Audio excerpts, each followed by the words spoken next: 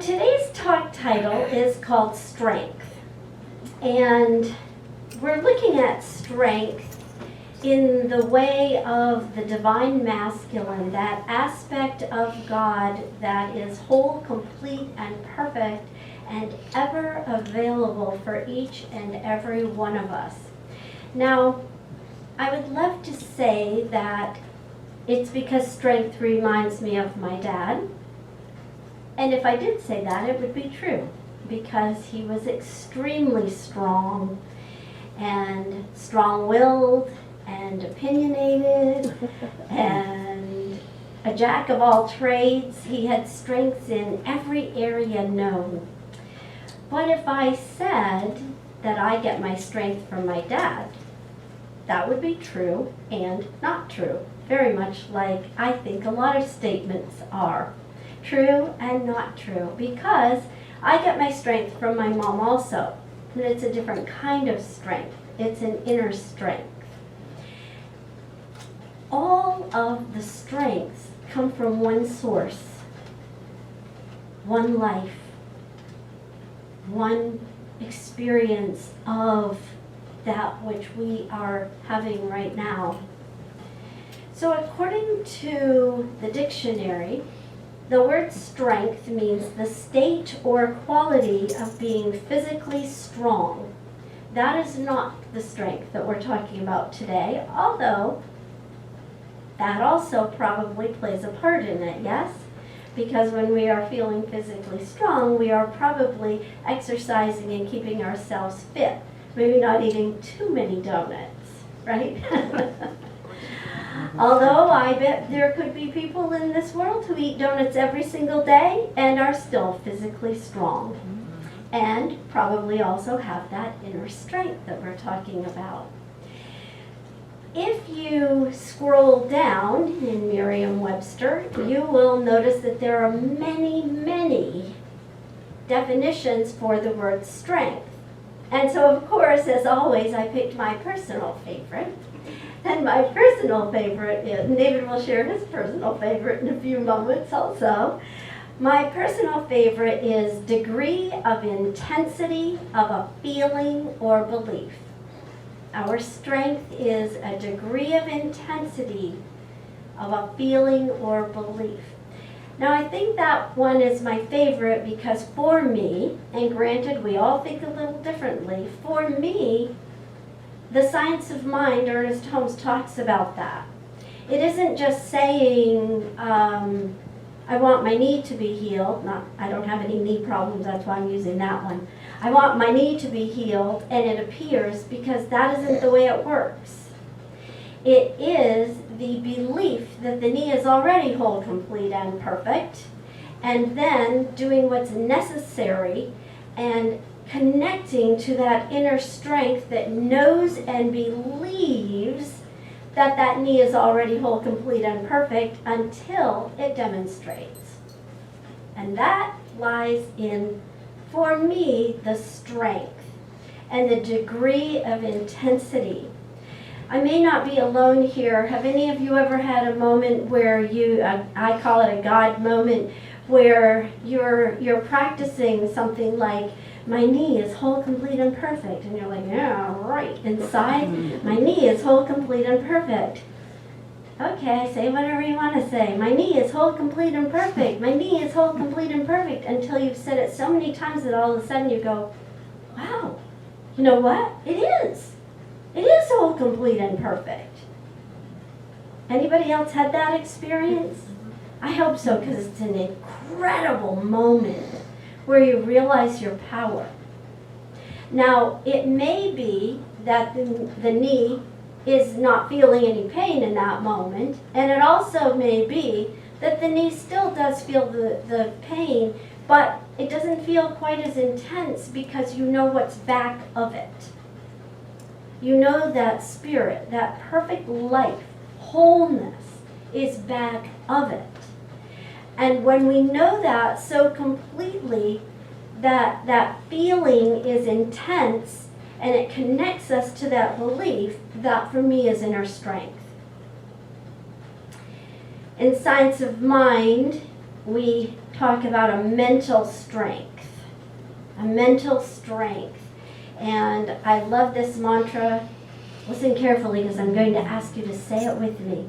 I know that the Spirit within me is my strength and power. I'll say it again. I know that the Spirit within me is my strength and power. Say it with me. I know that the Spirit within me is my strength and power. And to the degree that we have intensity of feeling and belief in that statement, we make it so. There's a story about a woodcutter. Some of you may have already heard this story before, but if so, you might hear it again. And knowing me, I'll tell it a little bit differently.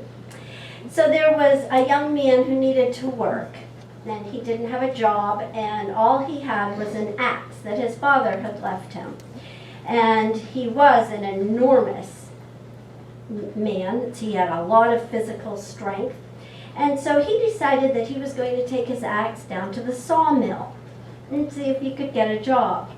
The owner, taking one look at him, decided, oh yes, there's a lot of physical strength here. I'm going to go ahead and hire him, put him right to work. And he wasn't disappointed because on the first day, the man was able to cut down 18 trees all by himself. Now the man had a little competitive streak, and so he wanted to beat his 18 tree cut down. And so he went home, got a really good night's sleep, got up early the next morning, had a great breakfast, felt like he was ready to go, and went back to the area where he was cutting down the trees. And lo and behold, that day he could only cut down 50. And he was surprised, and he thought, well, maybe I didn't get enough sleep. So that night he went to bed even earlier. The next day he got up, invigorated, ready to go again, and he went out to the lot. But he only cut down 12 trees that day.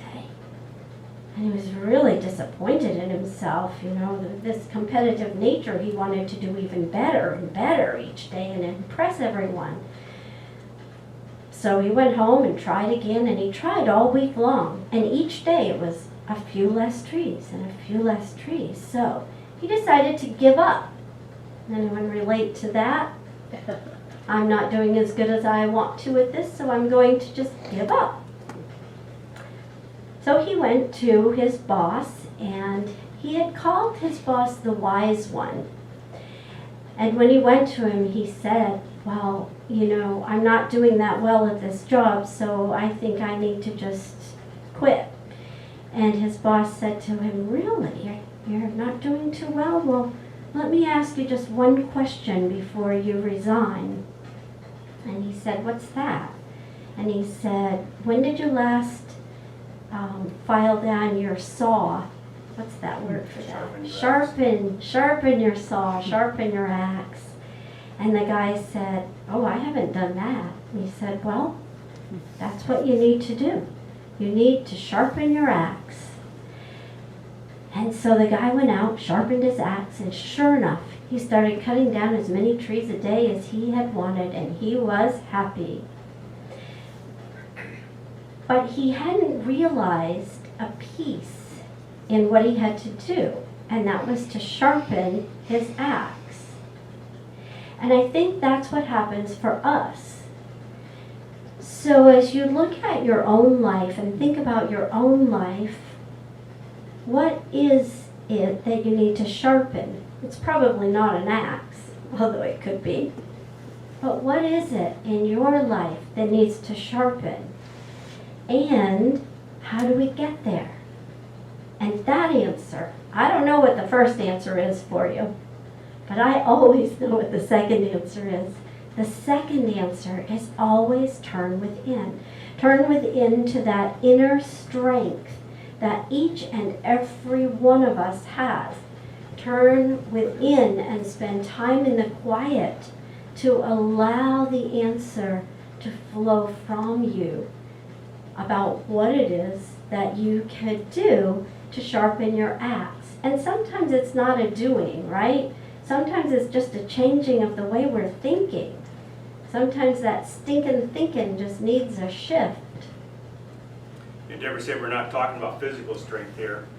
And that's good because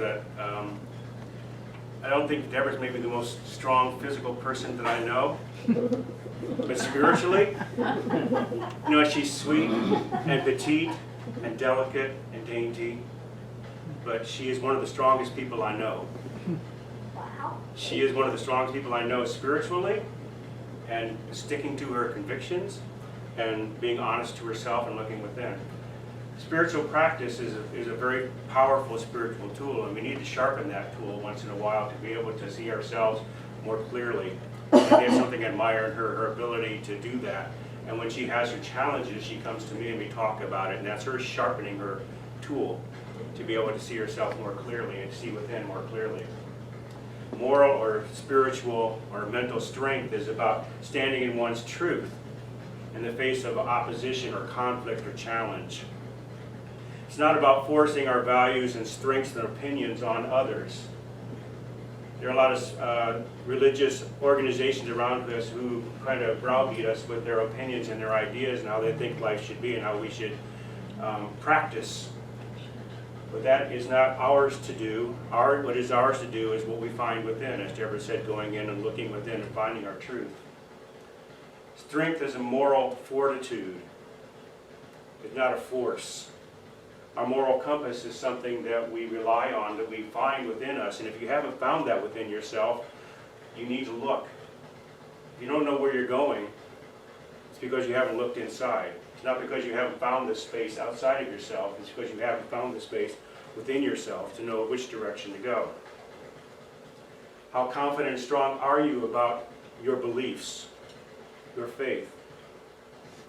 How strong are you in your convictions about your personal religion, whatever that may be? And I really don't care what your personal religion is. But I do care about how strong your faith is, because that's a science of mind principle. You're not going to get anywhere in life if you don't strengthen your belief systems and your faith. Can you easily define your beliefs to someone else? Through ministerial training, and I remember practitioner training too, we quite often talk about elevator speeches. How can you define what you believe in 20 words or less? And if you were to meet somebody in an elevator, could you tell them what you are and what you believe? We get that all the time because people are always coming up to us and they say, I say I'm a minister, and they say, well, what do you believe? And I have to, or I get to, I have the great opportunity to express myself in a short period of time. Not to convince them to follow what I believe, but to share with them what I actually believe. Can you actually define your beliefs? Not only to another person, but even to yourself. Can you find within yourself, what is your belief system? What do you believe? We had dinner with some friends recently, and we know that they happen to be in a belief system that we are not necessarily a part of. And they asked me about, what do you believe?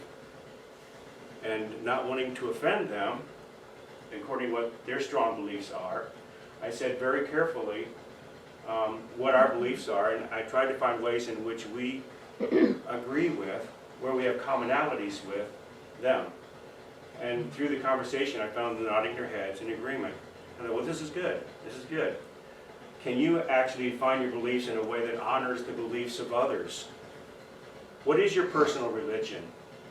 And can you define it well enough to recognize it as your own personal religion and doesn't have to be imposed upon anybody else? That's a very valuable practice. Matthew Fox says religion is salvageable to the extent that it is not busy lying and in denial about science, but is busy learning and becoming more in touch with its roots, which are always roots of experience of God, not doctrines about God, and therefore about spirituality. Religion is a personal thing. For everybody to agree on the same religion, I think is kind of insincere.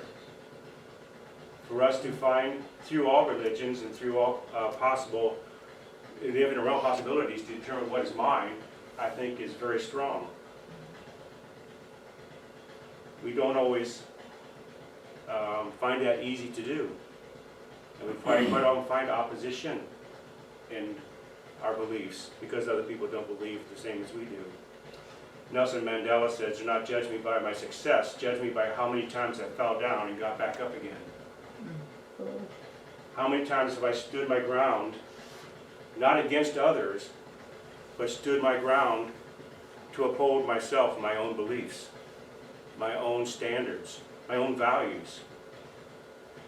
Strength is about perseverance, but is not blind allegiance. Because we believed something at one time doesn't mean we always have to believe it for the rest of our lives. And I quite often have heard myself saying to myself, I can't believe I used to believe that. I don't believe the same way I did when I was 16, or 20, or 30. And I won't go any further because you could not tell you how old I am. Insanity is doing the same thing over and over again, looking for different results, right? Allowing ourselves to evolve while holding true to our fundamental beliefs and values is a strength. And it's also a growing opportunity. As long as we are evolving, we are growing. We're moving in a positive direction. You know, the trees grow stronger because they're bent in the wind. And the challenges and circumstances that are pushed against us cause us to grow stronger as long as we do not become uprooted from our own belief system. Maya Angelou says, I can be changed by what happens to me, but I refuse to be reduced by it. I actually grow by it. I welcome challenge. I welcome challenging conversations about spirituality and religion. And I love to enlighten others, not to change their opinions, but enlighten them to the possibility that there may be another possibility. Science of Mind teaches us to change our thinking, to change our lives, to change the circumstances and conditions in which we find ourselves. Learning to adjust and redefine or zero in on your desires allows you to more powerfully practice your spiritual traditions. And we become strong thought workers as a result. I think it's important to remember that Jesus is the great example. Jesus was not somebody who overpowered other people. He was meek and mild, but doesn't mean that he could be pushed over. He was very strong, and the most powerful times, times when he showed his greatest strength were times when he was in some kind of adversity or in times when he had a challenge. And he never said that I am the one that did this. He always said when he did his miracle healings, your faith has made you whole. The moments when he walked on water were not moments where he was trying very hard. He just walked off the boat and walked on water. When the storms came up, he just said, peace, be still. He didn't rail against the winds and use strength, physical strength and might and willpower to stop anything. He just said, peace, be still. He held within himself a consciousness, a conviction, a confidence, knowing that that was the truth. And so it was. So he was able to walk through the storm. Mm-hmm. Yes, thank you for the nice things you said about me too. They're all true. Thank you. Well, I do feel that. I do feel that, and I would like to say also too that when I have challenges, she's the first person to go to. Because I don't always find it easy either. Yeah, you know, I'm wondering, I asked you a little bit earlier if you could relate to a different story that kind of plays in my head, and maybe you can relate to this one also. When I find myself in a challenging situation, and I do go within because I know that's what I need to do, and I'm usually asking at first, until I remember, I'm usually asking, what's the matter with this situation? And that's not the question, is it? And so I quite frequently will hear, do you have conversations with God? Do you hear God speaking to you, through you? Anybody else? No, it can't be just me. Okay, thank you. Yes, yes. And does your God have a great sense of humor? Oh, good. So you will relate to this then. When I get myself in those places where I'm not asking the right question, I hear this little voice say, you are strong. And oh, that makes me mad. I'm thinking to myself, I don't want to be strong. I don't want to have to weather this one more challenge.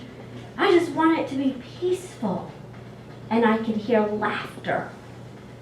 Laughter and laughter, because God loves to laugh at us when we're saying these things that are not our truth. They may be what we feel in our humanness, and that is exactly what has to shift. Not the humanness, the feeling. The feeling follows the words and thoughts. And I don't know what age I finally realized that, but that was a powerful tool in the toolbox. If you're stuck in a feeling, shift the thinking. Because when the thinking shifts, the feelings have to follow. So I just know you're going to want to step in here, because I'm going to do something different. And I'm going to see how this works. So I went through and I looked for ideas that spoke to me, and then I just pondered, like someone else loves to do, just pondered these ideas, and really could give a whole talk on all of them, but not going to, don't worry. I know the time's nearing. But I thought, you know what? I'm just going to share one and let everybody else let it soak in. And then I'm going to share what it does for me. So this one's from Peter Marshall. When we long for life without difficulties, remind us that oaks grow strong in contrary winds and diamonds are made under pressure. For me, that says that I need to remember how beautiful and whole and completely perfect I am, you are. And when we're in the struggles of life, that's the most important time to remember it. Another one. You have power over your mind, not outside events. Realize this, and you will find strength. Is that not exactly what both of us have been talking about all day? The power of our mind. We have power over our mind, but not our knee, and not those yucky situations. Now, we do have power over those, but it is always through the mind. It is always through a return to realizing source. And we're going to leave you with this one. This one can get you through a lot if any of you are finding yourself in a situation that you would like changed. When you have exhausted all possibilities, remember this: you haven't. May you be blessed with strength as you move forward on this day.